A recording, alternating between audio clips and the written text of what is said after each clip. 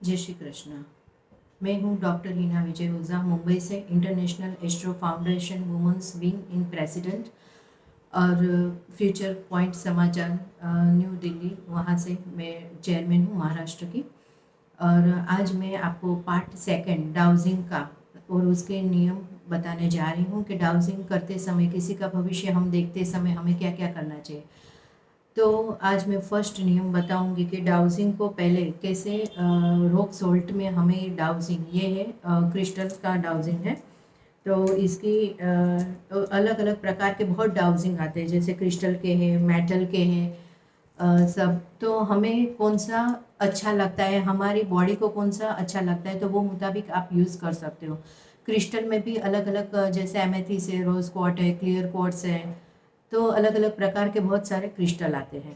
तो आज हम क्रिस्टल को कैसे क्लीन करना है, क्रिस्टल डाउजिंग को स्टार्ट करते समय हमें उसे क्या क्या करना चाहिए। तो डाउजिंग करते समय फर्स्ट हमें रॉक सोल्ट में उसको 15 से 20 मिनट रखना है। उसके बाद हमको इसको निकाल कर फिर हम जैसे रेकी नहीं सीखे हुए हैं तो क्या करना है, हमारे जो इष्ट देव रहता है या तो कुल देवी जो रहती है उनका हमें नाम लेके उनका लेना चाहिए। नाम लेके फिर ऐसे हाथ रखना है। और पहले हमें जैसे गायत्री माँ है तो गायत्री माँ का 11 बार आप गायत्री जाप कर सकते हो। ओम भूर्भुवस्व तस्तवितु वरेण्यं भर्गो देवस्य धीमहि धियो यो न प्रचोदयात्। ऐसे 11 बार बोलना है। कोई भी धर्म के हो, जैसे जैन हो तो जैन के नवकार मंत्र भी बोल के आप स्टार्ट कर सकते हो। ऐसे ही सब कर सकते हैं अलग अलग, जैसे मोमेडियन है, कोई भी धर्म है, कोई भी वो है तो अपना मंत्र जाप कर सकते हो। और जिस भगवान के ऊपर आपको श्रद्धा रहती है उनका भी मंत्र जाप आप कर सकते हो। फर्स्ट अभी जब हम बैठते हैं तो हमारी चेयर के कौन सी दिशा में होनी चाहिए, सामने जो क्लाइंट आता है वो कौन सी दिशा में होने चाहिए। हम जब बैठते हैं किसी का भविष्य, तो हमारे सामने जातक जो बैठेगा तो हमारा फेस नॉर्थ या तो ईस्ट दिशा तरफ होना चाहिए, बराबर। और सामने वाले व्यक्ति का उसके ऑपोजिट हो जाएगा। फिर जब हम किसी का डाउजिंग करने जाते हैं तो फर्स्ट हमें ये ध्यान रखना है कि हमारे घर में से वातावरण एकदम शुद्ध होना चाहिए, शांत होना चाहिए। हम जहाँ पे जो रूम में कर रहे हैं वहाँ पे एकदम परफेक्ट जगह होनी चाहिए, दिशाएं अच्छी होनी चाहिए। और दिशा के बारे में और रूम का पहले हमें क्लीन करना चाहिए। जैसे ये कपूर का दिया जलाया हुआ है, ये दिया है, और ऊपर कपूर मैंने रखा हुआ है और लौंग रखी हुई है। तो उससे क्या है कि हमें जहाँ बैठे हैं वहाँ के रूम के वाइब्रेशन एकदम क्लीन हो जाते हैं। और आपको बहुत ही अच्छा लगेगा कि वाइब्रेशन एकदम, जो व्यक्ति आता है जातक हमारे पास, उसको भी नेगेटिव में से वो पॉजिटिव हो जाएगा। वैसे ही सुबह और शाम हमारे घर में ये छोटा मिट्टी का दिया लेना है, उसके अंदर कपूर और लौंग रखनी है, और उससे भी हमारा एक क्लीन हो जाता है सुबह और शाम घर के वाइब्रेशन, और हमारा मन भी शांत हो जाता है। जैसे हम डाउजिंग करने बैठे, किसी का भविष्य देखने बैठे, तभी हमको लगा कि हम झगड़ा करके, हम किसी के साथ झगड़ा करके फिर डाउजिंग करके किसी का भविष्य देख रहे हैं, तो नहीं करना है। फिर किस बच्चों के साथ टेढ़ी बेढ़ी बातें की, कहीं हमने सास के साथ या ननंद के साथ, मित्र के साथ, किसी के साथ भी बोलचाल करके भी हम पेंडुलम करने बैठे, तो तभी हमको नहीं बैठना है। हमारा मन शांत हो, हमारे दिल में पॉजिटिव एनर्जी हो, तभी हमको डाउजिंग करने बैठना है। डाउजिंग की कोई भाषा नहीं है, डाउजिंग सब भाषा में बातें करता है। तो जैसे पहले एपिसोड में मैंने बताया कि डाउजिंग करते समय हमें कैसे बात करनी है, कैसे सवाल जवाब पूछने हैं, तो सवाल जवाब पूछने का तरीका ये सब मैंने बताया, वैसे ही हमें आगे जाना है। तो डाउजिंग, जब भी कोई नेगेटिव आदमी आता है और नेगेटिव चक्र, ये डाउजिंग चक्र के ऊपर भी काम करता है। किसी के चक्र कौन से चक्र वीक है, कौन से चक्र अच्छे हैं। वीक है तो वो पहले देखने के चक्र वीक है तो उसमें क्या होता है, तो चक्र में रोग उत्पन्न होता है, वो सब हम बातें आगे भी बताएंगे। थोड़ी थोड़ी बातें, थोड़ी थोड़ी टिप्स भी होती रहेगी। तो जैसे डाउजिंग में हमने देखा कि कोई भाषा नहीं है, सब भाषा वो बात करता है।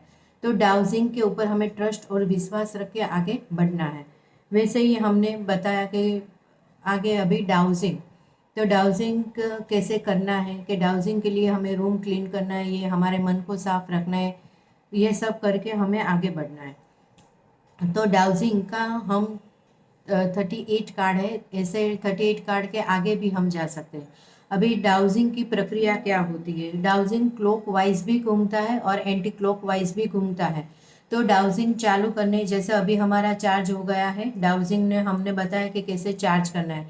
जिसने रेकी सीखा हुआ है तो होंसा जेसोनिन ड्रॉ करेंगे, फिर उसको मैं मैसेज देखेंगे कि ये डाउजिंग मेरे ओरा लेवल में मैच हो जाए, मुझे 100% रिजल्ट दे, मुझे आंसर दे।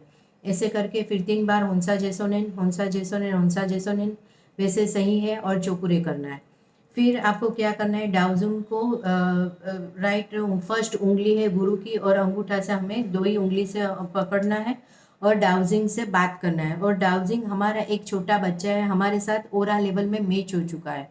तो फर्स्ट डाउजिंग से हमें क्या करना है, डाउजिंग को हमें पहले बोलना है क्लॉक वाइज आप घूमो, क्लॉक वाइज राउंड घूमो, तो वो घूमना चालू करेगा। जैसे मैं 15 साल की मेरी प्रैक्टिस है तो इसीलिए वो जल्दी फटाफट काम करता है। और डाउजिंग का फर्स्ट नियम रहता है, हमारा डाउजिंग चार्जिंग किया हुआ है तो हम किसी को हाथ में दे नहीं सकते, हमारी ऊर्जा उसमें होती है और किसी को देना नहीं। नेगेटिव आदमी है तो वो पूरा काम नहीं करेगा, स्टॉप करना है। फिर डाउजिंग को बोलना है एंटी क्लॉकवाइज गोल घूमो, एंटी क्लॉकवाइज वो राउंड घूमने लगेगा। फिर उसको वापस बोलना है स्टॉप। फिर बोलना है कि मेरे नाक के डांडी से स्ट्रेट घूमो, तो वो स्ट्रेट घूमने लगेगा, स्टॉप। फिर हम जब भी ये हमें उसको 5 से 10 मिनट से ये प्रैक्टिस करनी है तो हमारे साथ वो मिक्स हो जाएगा हमारी बॉडी के वाइब्रेशन ओरा के साथ। तो ऐसे ये डाउजिंग करना है। लेकिन मैंने जैसे बताया कि किसी के हाथ में नहीं देना है, और बहुत सारे लोग होते हैं तो तभी भी हमें डाउजिंग की प्रक्रिया नहीं करनी है, क्योंकि कोई नेगेटिव आदमी है, कोई पॉजिटिव, कोई बोलता है, हम उसमें विश्वास नहीं करते हैं। इसलिए पॉजिटिव जो है उसके सामने बैठना है और 2 जन या तो 3 जन को रूम में बिठाना है, ज़्यादा नहीं बिठाना है, उससे भी वाइब्रेशन खराब हो जाता है।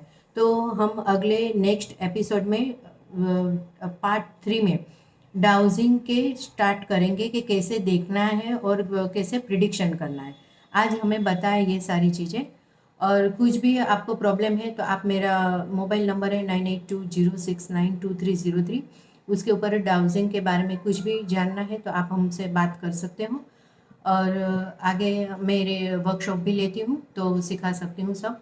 और रूम को कैसे एनर्जाइज करना है वो भी मैंने बताया है, तो जब भी आप करें तभी एनर्जाइज करें तो उससे भी बहुत बेनिफिट होती है और हमारे व्यापार में भी इनकम चालू हो जाती है। तो आज ये एपिसोड में यहाँ पे समाप्त करती हूँ।